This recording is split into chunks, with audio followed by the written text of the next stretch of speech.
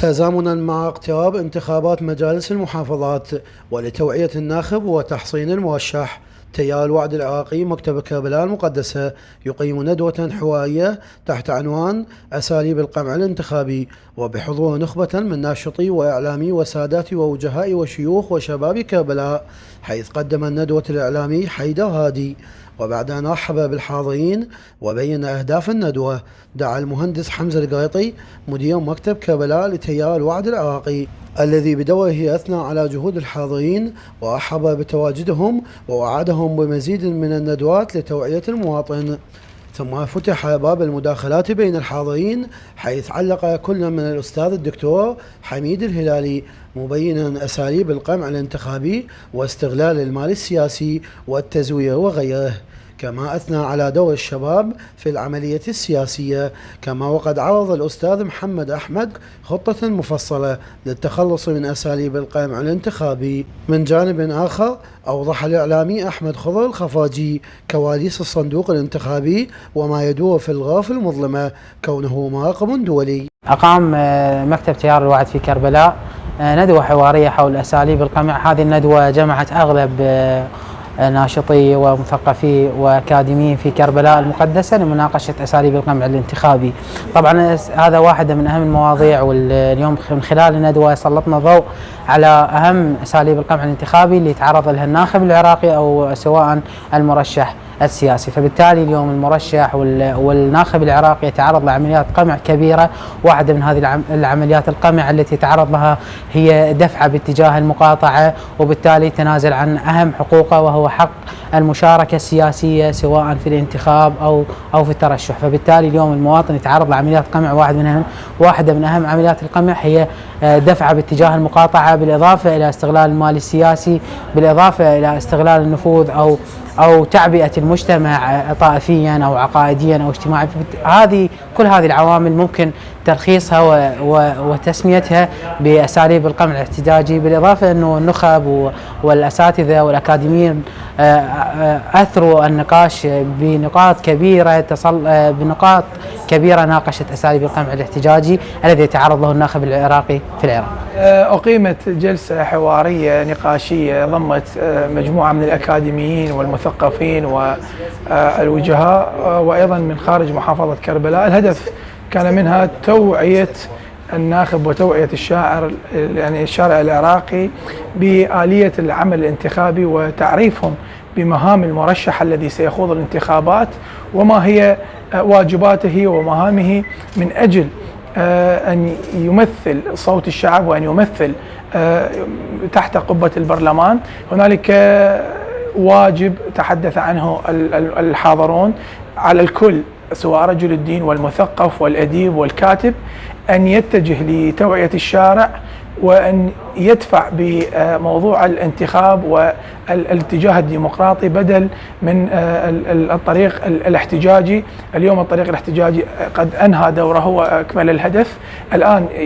الآن الشارع والمواطن يحتاج أن يكون هنالك إدلاء الصوت، والصوت هو الذي يعبر عن طريق اختيار الشخص الصحيح الذي يمثل، الشخص الذي يحمل الكفاءة والشهادة التي تؤهله لأن يكون ممثل حتى يوفق بين المهام التي توكل إليه. بالتالي هنالك سنوات تم اختيار أشخاص ومرشحين خاطئين عن طريق الكتل السياسية التي استحوذت عليهم وجاءت بهم بمحل الصدفة، وبالتالي اليوم العراق يعيش ويلات وأزمات سواء دولية أو داخلية. اليوم في هذه الورشة أجمع الحاضرون على أن تكون المسؤولية على الكل، والكل هو يوضح ويوجه اختيار الأشخاص الحقيقيين الذين يتم انتخابهم واختيارهم ضمن الانتخابات القادمة. شرفنا اليوم بدعوة الأستاذ حسين بحضور ندوة عن أساليب القمع الانتخابي التي أقامتها تيار الوعد العراقي.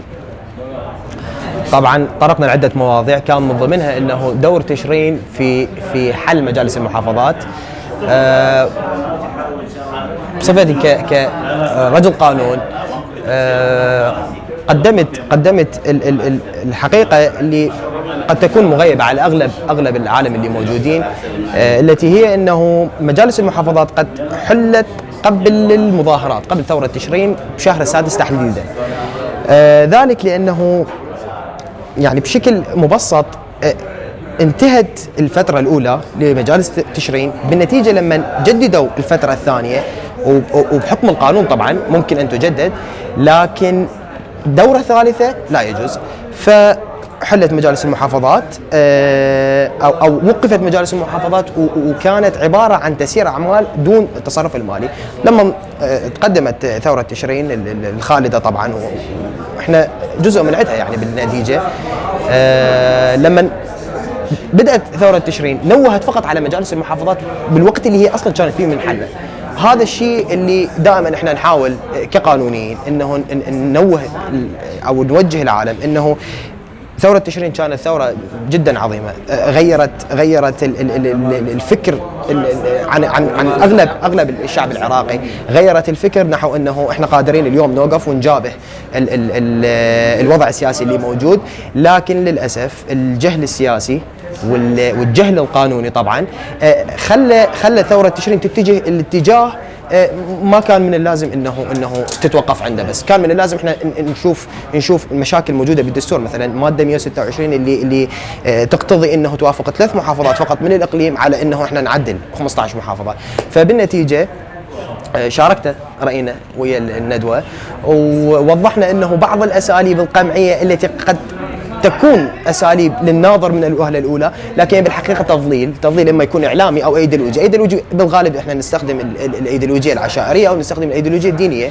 ومن جهه اخرى التضليل الاعلامي انه نحاول نبث الياس داخل نفوس الافراد، فبالنتيجه هذا راح يخلي الافراد يبتعدون عن الانتخابات او يمتنعون عن الانتخابات. وهذا قد يكون للنظرة الأولى أنه قمع، لكن بالحقيقة هو تضليل، والتضليل من وجهة نظري الشخصية أنه يفرق.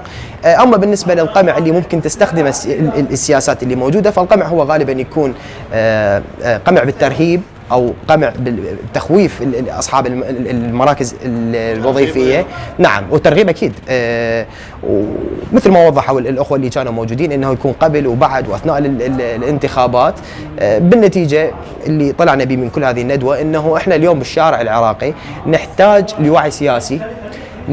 لوعي سياسي قبل ما يشارك الشاب السياسي اليوم، عفوا الشاب العراقي قبل ما يشارك بالعملية السياسية يحتاج يكون واعي سياسيا وقانونيا. لانه احنا اليوم لما هو يريد يشارك بمجلس نواب هو راح يكون بصفه تشريعيه، فلازم يكون عنده المام قانوني حتى يكون بالصفه التشريعيه. وشكرا جزيلا. هذه الندوه هو للاطلاع بالدرجه الاولى، وشفت انه الشخوص والناس اللي حضرت لهذه الندوه مثمره، ذلك انه تكثر من هذه الندوات لتوعيه اللسان العراقي والفرد الكربلائي بشكل خاص. وهذا النقاش كان بالاراء المختلفه، واللي هذا عنده شموليه بطرح الافكار للارتقاء بالناخب حتى يخلي صوته بشكل صحيح. فالحمد لله اشوفها ايجابيه اجت واتمنى التوفيق ان شاء الله لكل الأخوة اللي حقيقة يخلي ضميره والله سبحانه وتعالى يخلي قبل لا يصوت لأي أحد، يخلي الشيء في مكان صحيح مثل ما أراد الإمام الحسين سلام الله عليه. اليوم في كربلاء المقدسة يقيم تيار وعد مكتب كربلاء ندوة حوارية حول أساليب القمع الانتخابي بحضور جمع من مثقفي محافظة كربلاء من أساتذة الجامعات ومثقفين وشعراء وأدباء، بحضور الأستاذ حمزة القريطي وحيدر الإعلامي حيدر هادي مشكورا لإدارة هذه الندوة. تناولت عدة جوانب من تعريف وأساليب القمع وما هو القمع الانتخابي. تمت هناك نقاشات انتجت عن الخروج بحلول لهذه الأساليب القمع التي تمارس ضد الناخب والمرشح سواء. المال السياسي واستغلال السلطة والإعلام الأصفر والمسيس. هذه الأساليب وغيرها من القمع الانتخابي أدت إلى عزوف الناخب عن صناديق الإقطاع. المكتب الإعلامي لتيار الوعد العراقي، كربلاء المقدسة.